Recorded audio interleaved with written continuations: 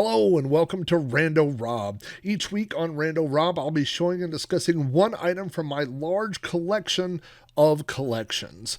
New shows appear every Monday, and throughout the week, I'll be adding older episodes of Rando Rob that were previously only available to my Patreon subscribers. You can watch episodes of Rando Rob on YouTube at youtube.com/Rob O'Hara. Just look for the Rando Rob playlist. Audio versions of the show are available on my website at podcast.robohara.com or through iTunes. Just search for Rando Rob. Thanks for watching or listening, and I hope you enjoy this vintage episode of Rando Rob. Hello and welcome to another episode of Rando Rob. What? You're getting 2 episodes of Rando Rob in the same week? Well, you are, because I am on vacation and I feel guilty for not being able to do a podcast right now. So, for the time being to hold you over, I am recording another episode of Rando Rob. And on this one, boy, you could probably get some hints about what it's going to be about, because we got our old friend Pac-Man.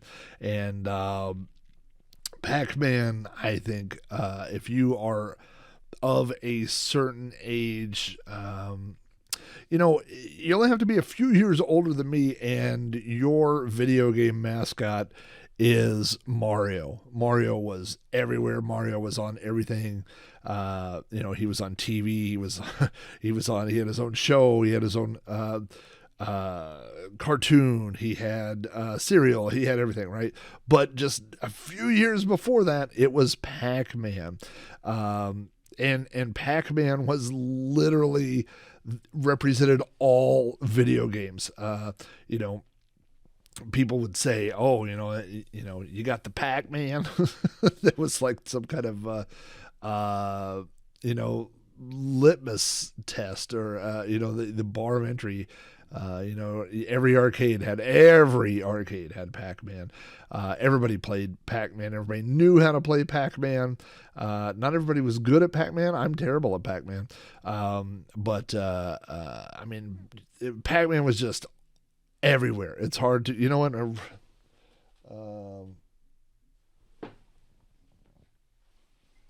literally on my desk, my coffee mug full of pins is Pac-Man.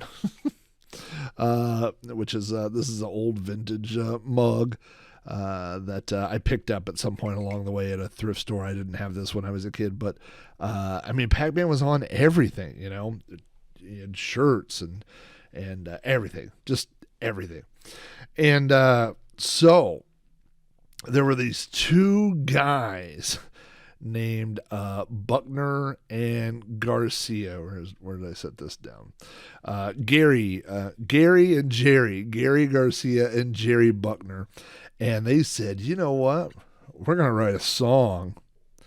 We're going to write a song about Pac-Man and about how this fever is sweeping the nation. Everybody wants to play Pac-Man because they all have Pac-Man fever. And so in 1981, they released what I guess would now be referred to as a novelty song. And this is my 45 from when I was a child. Buckner and Garcia's Pac-Man Fever. You can see that it is, and you may not be able to see the fine stuff there on the right, but it is copyright 1981. Now that is important because the single for Pac-Man Fever came out in 1981. The album Pac-Man Fever came out in 1982. So Buckner and Garcia had pitched this song. Columbia picked up the song and they produced a single, but there was no album. And then Buckner and Garcia went back to the studio and came up with 7 more arcade themed songs. I have to look at the list over here. Froggy's Lament, which is about Frogger. Ode to a Centipede. I love that song. Oh, oh, centipede, you can't run away. There's a joke about, do you have 100 Nikes? It's such a dumb joke. We've got Do the Donkey Kong, which I think is probably the second most popular song. Hyperspace, which is very catchy. That is a song about Defender. What else do we? No, hyperspace is asteroids, and then we have the Defender. I'm a defender. They're very 80s, late 70s, early 80s kind of sound. And then we have Mousetrap, Mousetrap, Mousetrap. Cheese was the bait. And then Going Berserk. I think I'm going berserk, which is quite possibly the only song that features Evil Otto. Here comes Evil Otto. Press the fire button in. It's such a fun album. I love it. So again, this is the single from Buckner and Garcia's Pac-Man Fever. Now, as I mentioned, this is released in 1981. They didn't have a follow-up song, and so the B-side, if you don't know the trivia, of the Pac-Man Fever single is Pac-Man Fever instrumental. So it's just the song with no vocals. I guess that's what you do when you only have one song. And so Buckner and Garcia put this out. It was a one-hit wonder novelty song, but people loved it. They wanted their arcade music. They're arcade inspired. They wanted songs about doing the Donkey Kong and Odes to Centipede. And so Buckner and Garcia went back into the studio, recorded 7 more tracks, and released the album Pac-Man Fever, which the cover of the album has the Pac-Man game. It has the maze on it and Pac-Man and ghosts. And I do have the album. I have the album over here in my stack of albums. So now, this, I think, if you may know this trivia fact, you may not know this trivia fact. Depends on how into Buckner and Garcia and Pac-Man Fever you are. But in the late 90s, when we started to get this resurge of retro, people were going back to, arcade games were becoming popular again, and people were wanting to play retro games, and people were pulling out their old Ataris and doing all these things that had been collecting dust for 15 years. And Buckner and Garcia said, hey, we want to release this. Now, at that same time, every popular album that as a young child I owned on vinyl, and as a teenager I owned on cassette, was now getting re-released a third time on compact disc. CDs were the big thing. And so if you wanted to dig up that old material, get it back out there and make some new sales to a new generation, you had your album put back on CD. Now, Buckner and Garcia had written all the songs for the album, and they had recorded and played all the songs on the album, but the actual recordings were owned by Columbia. And so they had approached Columbia about re-releasing the album, and Columbia said, "Ooh, no, thank you." They were not interested in doing that. Which, I mean, it seems like such a... Obviously, you have to press CDs and you have to print artwork and stuff, so there is a cost involved, but Columbia was not interested.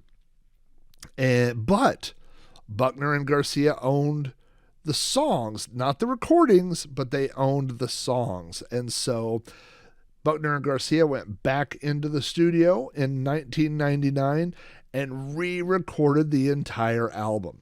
So if you are like me, now I have the vinyl album, the original version, and so that's the version I grew up listening to.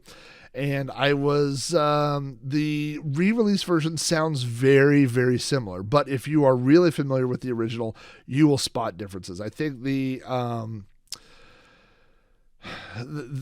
thing that always jumps out to me is the song Mousetrap, because on the original version it has samples from the arcade game, but as the legend goes, they couldn't find a Mousetrap arcade game, and so they recorded live sounds of cats and dogs at a pet store, and they use that instead of the samples that appear in the game. So if you if it's one of those albums that you've listened to and you know the songs by heart and you know how those things go, then the minor little differences will jump out. But for most people, I don't think most people ever notice that there are two versions of the album. But if you've gone out there and you've downloaded the MP3s, you might take a look and see if you have a copy of the rip from the original release from the early 80s, or if you have the re-recorded songs from the very late 90s, 1999. So I have them all. I don't think I bought the re-release of the CD because that was too close to the time when Napster was out. But but I certainly do own the original on vinyl.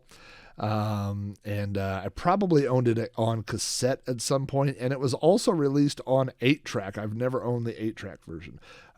But now I have a small section or a pile of probably 12 or less 45s remaining from my childhood, and this is one of them. And this is actually, as I looked through the pile, this was the only one that I had sitting over there that I don't have a sleeve for. So I should probably get or make a sleeve to protect this, although I just can't imagine listening to this one since I have the album.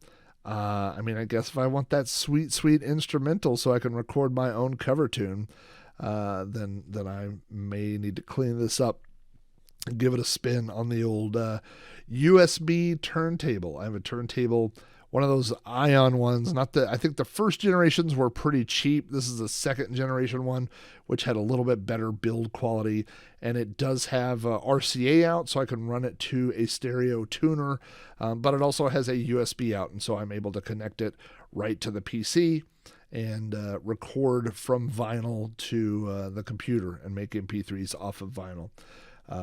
But probably won't be doing that with the instrumental version. It's probably out there anyway. But anyway, so this is, again, a record that I went with my allowance money. I used to get,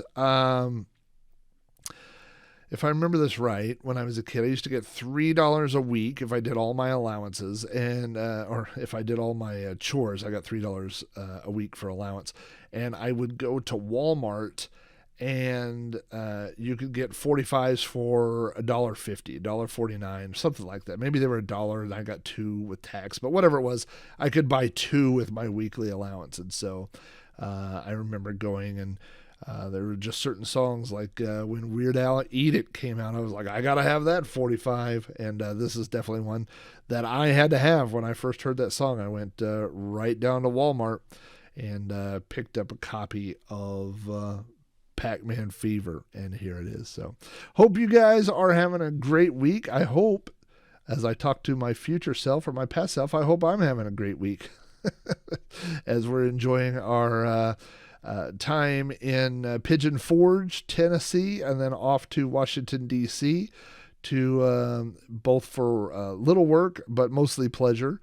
And so I hope everybody's having a good middle of March. If it's spring break for you and your kids, hope you're having a great week. And I will be back home by the weekend, and I will be talking and streaming and doing all that good stuff with you guys shortly. I am, again, this is a future prediction, but I should have a script ready for You Don't Know Flack to record when I get home. That's one of my goals, is to write that while I'm out. And so I will be looking forward to doing that next weekend. So thanks, everybody. Thank you so much for your support. It just means a million zillion dollars to my heart.